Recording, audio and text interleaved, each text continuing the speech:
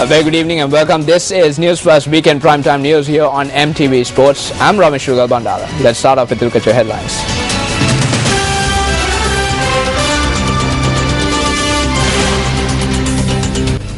Many areas battered by heavy rains once again. Warnings issued for strong winds and lightning.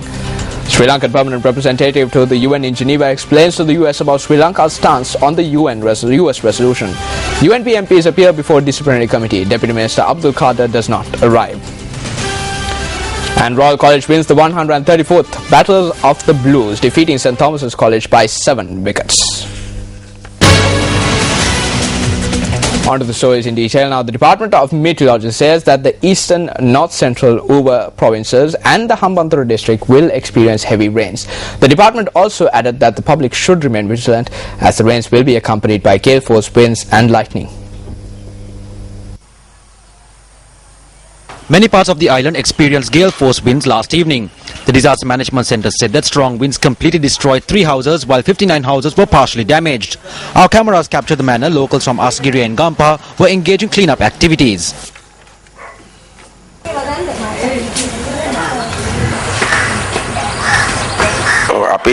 We experienced this for the first time.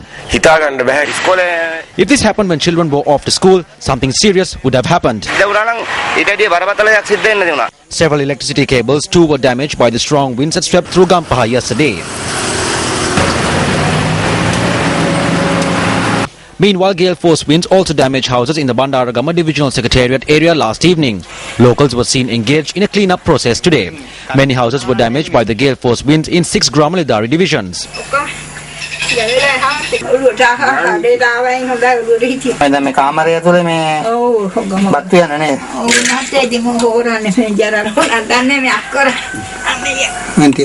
The electricity supply to the area was also restored today.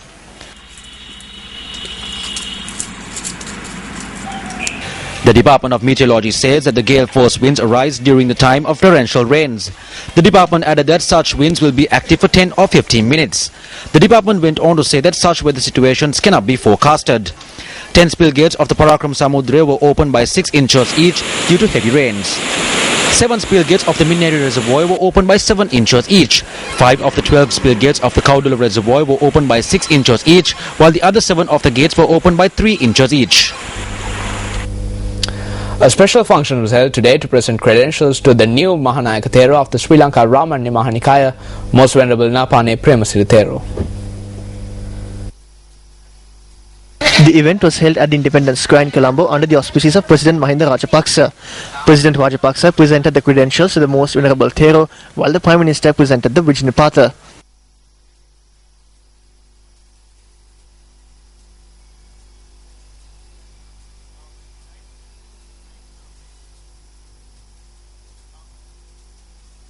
බෞද්ධයන්ගේ අයිතිවාසිකම් උදුර ගන්න කටයුතු කළ යුගයන් තිබුණා මේ යටත් විජිත යුගයේ.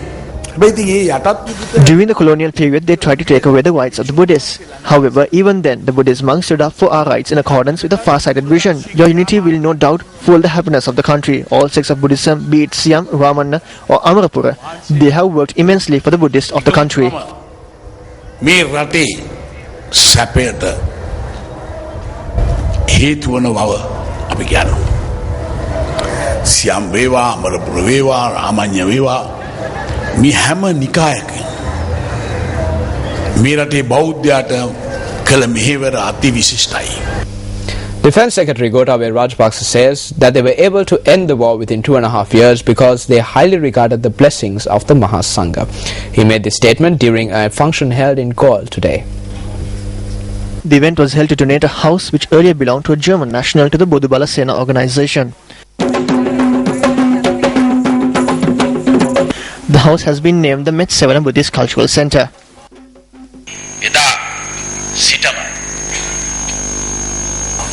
We were able to end the war within 2.5 years because we highly regarded the blessings of the Mahasangha. No one needs to fear Metsevana or the Theros, including Venerable Vimalajyoti Thero. If someone fears this, I kindly request them to get rid of it. Some people have become scared because I'm involved in Metsevana. However, there is nothing to fear. The Mahasangha has come forward to protect our country, race and religion, not to spread hatred. Separatists come in various forms to disrupt our society. There are various separatist forces active in this country waiting to split the country and society. As Buddhist monks, we follow the teachings of the Lord Buddha and are trying to create a unified society without attachments. A group of United National Party parliamentarians appeared before a disciplinary committee today at the UNP headquarters, Sirikota. Parliamentarians Palita Range Bantara and Ashoka Besingha and Western Provincial Councillor Shiva Laktilaka appeared before disciplinary committee today. MPs Range Bantara and Ashok Abesingha appeared before the disciplinary committee for attending a rally organised by the United Bhikkhu Front in Hyde Park, Colombo last year. Ranil Wickremesinghe මහත්මයාගේ ශාර්යා නීතිය යටතේ 47 lakh. Under Ranil Wickremesinghe's Sharia law, the 4.7 million voters of the UNP has been slashed to 2.3 million. After the next elections, that will be slashed to 2.1 million. That is why we say that there needs to be a change. මේක වෙනසක් කළ යුතුයි කියලා. අවිහිංසාවාදී guerrilla ක්‍රමයකින් රටේ බලය අල්ලන්න යන We would like to tell this leader who is attempting to take power of this country through a guerrilla system and through implementing the Sharia law, the United National Party cannot obtain power. We are telling the people if the United National Party is to gain power of this country, the leadership of the UNP must change. එක්සත් ජාතිපක්ෂයේ නායකත්වය යම් කිසි වෙනසකට සිද්ධ විය යුතුයි. Meanwhile, Shiva Laktilaka appeared before the disciplinary committee today for charges against the attack on the party headquarters last year.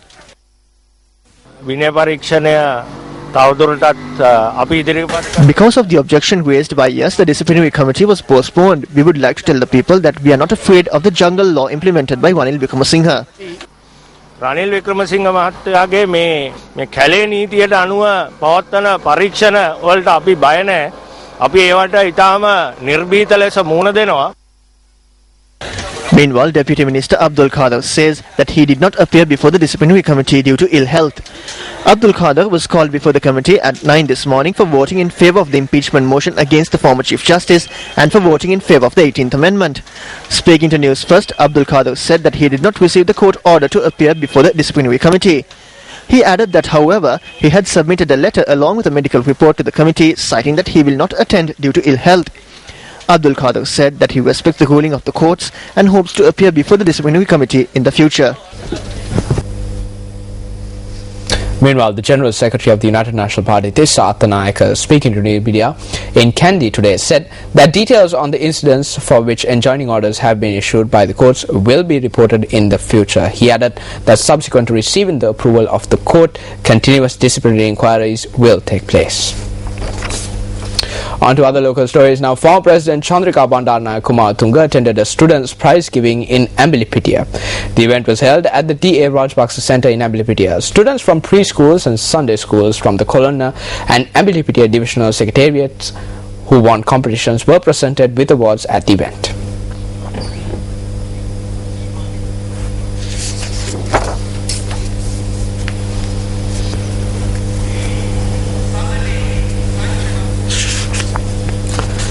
Now, according to the BBC, the US-sponsored resolution on Sri Lanka will be officially brought before the UNHRC on Monday.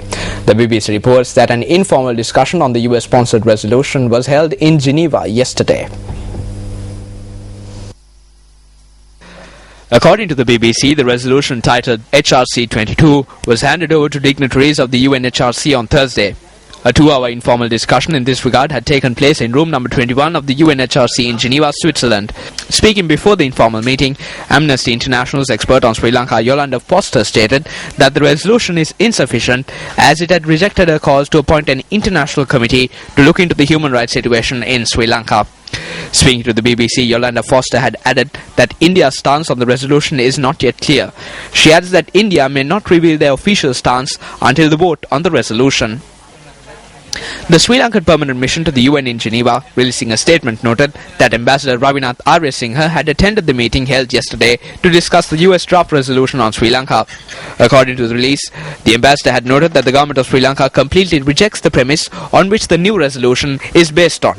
The release further notes that Ambassador Aryasinghe had told the US Ambassador for Human Rights, Eileen Tanaho, that Sri Lanka does not plan to negotiate with the US on the text of the resolution.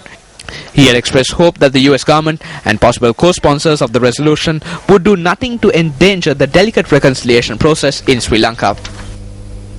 Amnesty International has urged Indian Prime Minister Dr. Manmohan Singh to stand up for justice in Sri Lanka. The Hindu newspaper reports that the Amnesty International's Indian chief executive made this request submitting a memorandum to the Indian Premier. The memorandum requests that an independent investigation be held into the allegations of crimes under the international law committed by the Sri Lankan security forces and the LTTE during the war in Sri Lanka. Meanwhile, chairman of the DMK party in Tamil Nadu, Karunanidhi, has requested all political parties to assist the March 12 general strike organized by TESO. The Hindu reported that the chairman of the DMK has also requested Indian Prime Minister Dr. Manmohan Singh and the Indian government to support the US-sponsored resolution on Sri Lanka, which is due to be tabled before the UNHRC. Indian Premier Dr. Manmohan Singh spoke on Sri Lanka at the Raj Sabha. There are problems in Sri Lanka.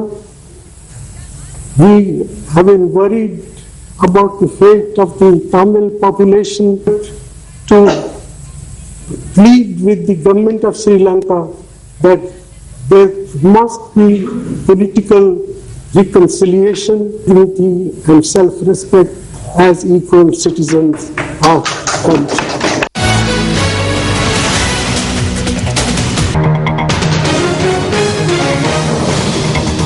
Welcome back to the news. On our developing story tonight, CEO of Sri Lanka Cricket Ajit Jayasekara has recommended that action should be taken into the manner in which Lasith Malinga acted before the media after an inquiry that was carried out following the incident.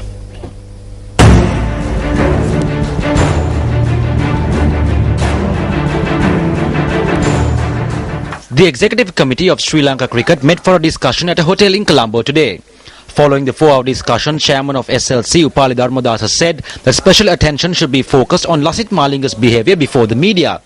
Sri Lanka Cricket said that the report on the inquiry that was carried out by the CEO of SLC, Ajit Jayasekara, on Malinga's behaviour was presented to the Executive Committee. In a communique issued by SLC, one recommendation cites that Lasith Malinga be censured and advised on his behaviour when dealing with the media in the future, taking into account his position in the sport. The communique also states that Ajit Jayasekara's recommendation was accepted by the Executive Committee. The communique adds that a 3-member committee comprising of Executive Committee members Kamilas Abe Gunawardena, Harigupta Rohanadira and Ajit Jayasekara was appointed to speak with Lasith Malinga on this matter.